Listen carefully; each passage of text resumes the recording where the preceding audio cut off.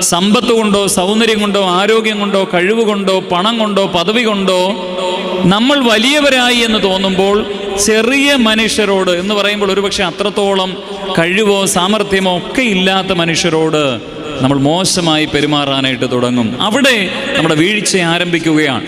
ഒരു മനുഷ്യനെയെങ്കിലും നമ്മൾ വേദനിപ്പിക്കുമ്പോൾ ഓർക്കുക, നമ്മൾ താഴോട്ടാണ് നടക്കുന്നത് എന്ന് നമ്മൾ ഓർക്കുക. അപ്പോൾ ഇവിടെ കൊർന്നല്യോസിന്റെ ജീവിതത്തിൽ അദ്ദേഹം ആത്മീയ ജീവിതം കൊണ്ട് മുൻപോട്ട് പോകുന്നത് അദ്ദേഹത്തിൻ്റെ പ്രാർത്ഥന ദൈവം കേട്ടു എന്നുള്ളതാണ്. എന്താണ് ഈ ഭക്തി ജീവിതം നമുക്ക് സമ്മാനിക്കുന്നത്? പ്രത്യേകിച്ച് ഹാർവർഡ് യൂണിവേഴ്സിറ്റിയിൽ ഒരു പഠനമുണ്ടായിരുന്നു. പള്ളിയിൽ കൃത്യമായി പങ്കെടുക്കുന്ന കുട്ടികൾക്ക്, ആരാധനയിൽ കൃത്യമായി പങ്കെടുക്കുന്ന കുട്ടികൾക്ക് എന്തൊക്കെയാണ് പ്രത്യേകത? ഒന്നാമത് പറയുന്നു, ഹയർ സോഷ്യൽ സ്കിൽ അവർക്കുണ്ട് എന്നുള്ളതാണ്.